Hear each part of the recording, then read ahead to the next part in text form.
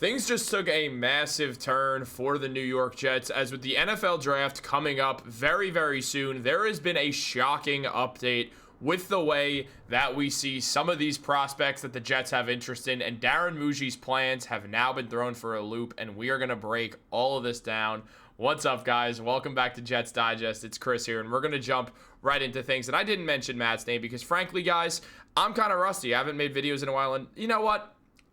I plan on keying Matt's car later, if we're being honest, for no real reason at all. And guys, if you want to see me do that live, I will, but only if you guys subscribe to Jets Digest, and if you're part of that 73.6%, make sure to get that under 70, and I will key Matt's car, slash his tires, and also break into his house at night and kidnap him. So now that all that's out of the way, let's talk about the New York Jets. Look, we all know the NFL draft is coming up very soon, and Darren Mougey has a lot of team needs that he still has to fill that have not been filled in free agency up to this point. One of the big needs is tight end that people keep talking about when it comes down to things, specifically in regards to Tyler Warren. Tyler Warren is widely expected to be the first tight end taken off the board in the NFL draft. However, Matt, recently things have come to light that Tony Pauline now has Warren, according to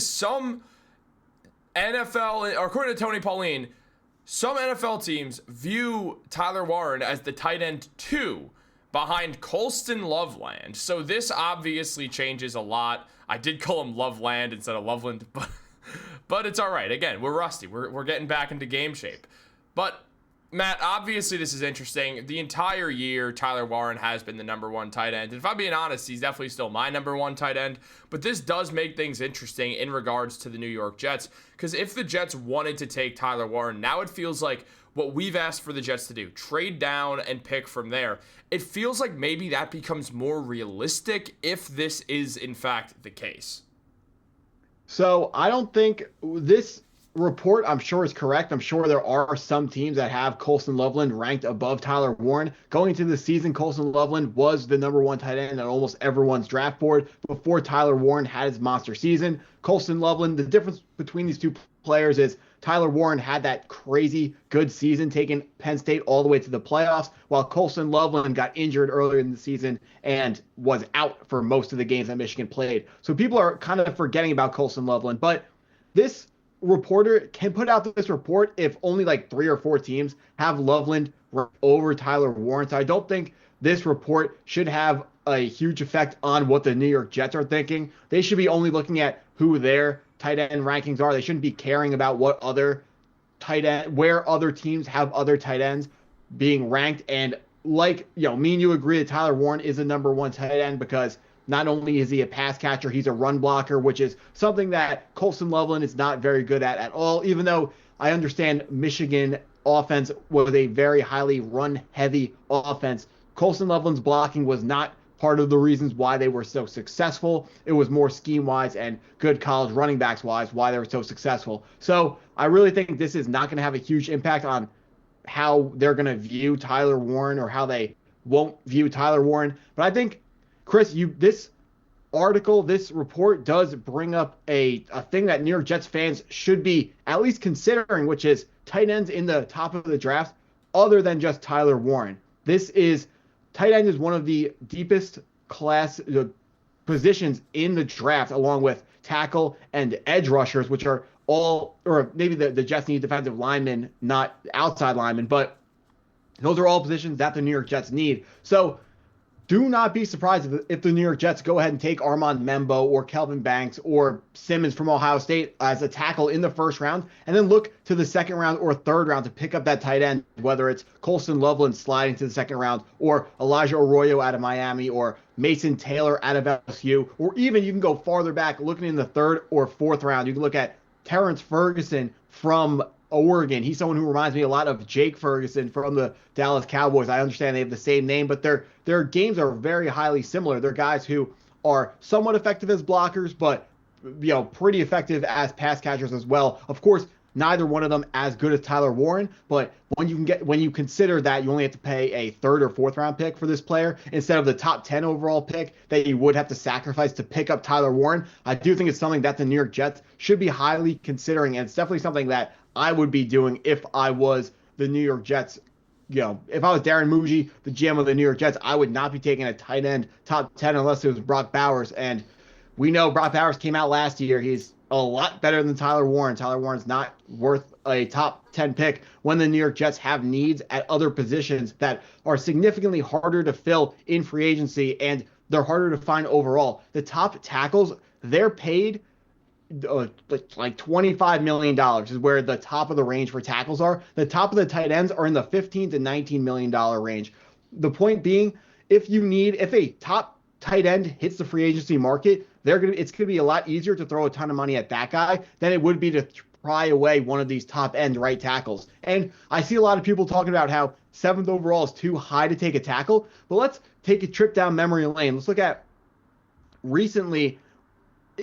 Since 2020, we've actually seen a bunch of right tackles be taken at 7th overall. We watched the Detroit Lions take Penei Sewell 7th overall. We watched the New York Giants select Evan Neal 7th overall. And then we also saw just last year, we watched J.C. Latham, who was the right tackle for the Tennessee Titans, get taken 7th overall. So, I mean, that's kind of a little bit of a strange coincidence, but the point there being that it is not too high at all to take a right tackle at 7th overall. I understand that it's not left tackle and it's not as important as the left tackle is, but I do think it's a highly, highly important position that absolutely cannot be ignored. And when you're looking at, do you take the tight end first or the tackle first?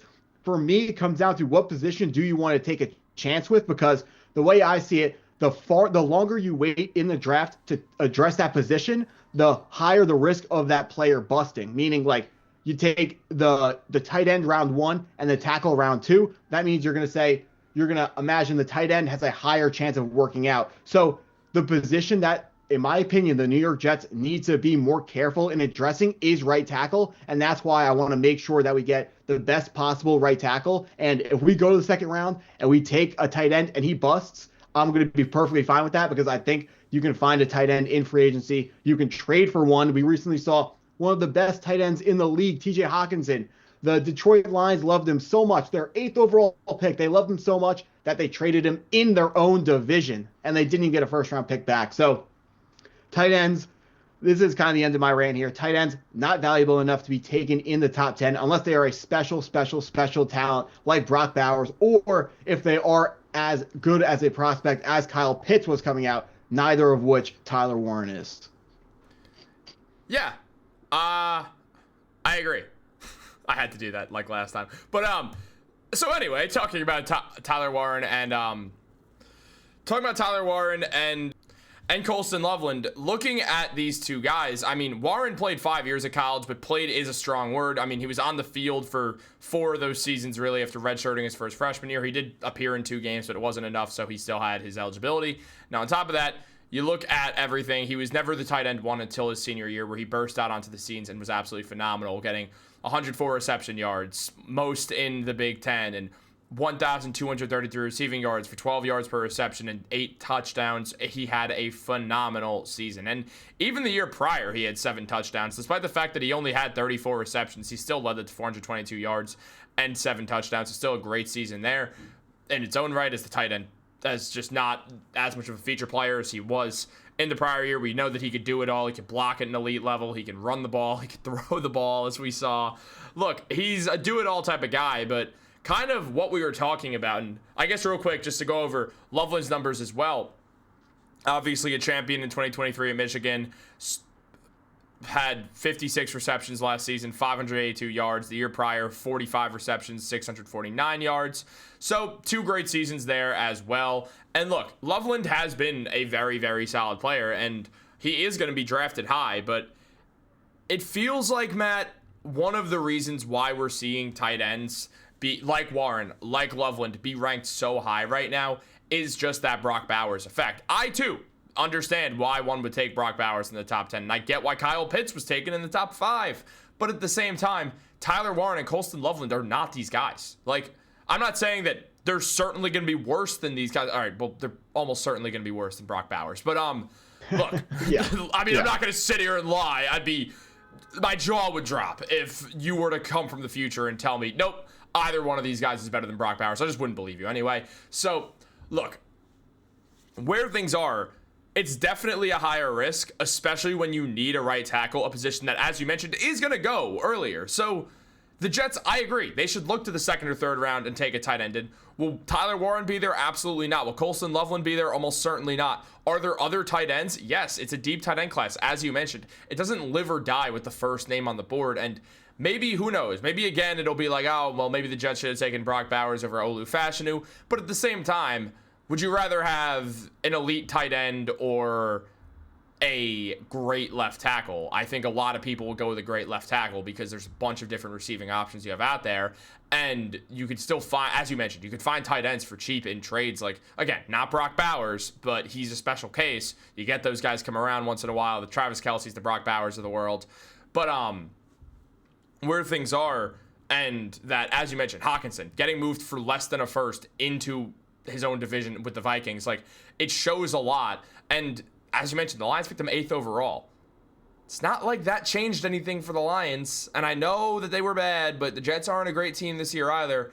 I don't see the point. If they were in a different position, the Jets, then it would make sense to pick a tight end. If you had a good receiving core, if you had your line set, if you had a solid enough defense, then it makes sense to take that tight end 7th overall. But if you had all those things, you're not picking 7th overall. So it comes back to that. No, what you're saying is Tyler Warren is a luxury pick inside the top 10, but Exactly. the Jets are not in a position to be making a luxury pick.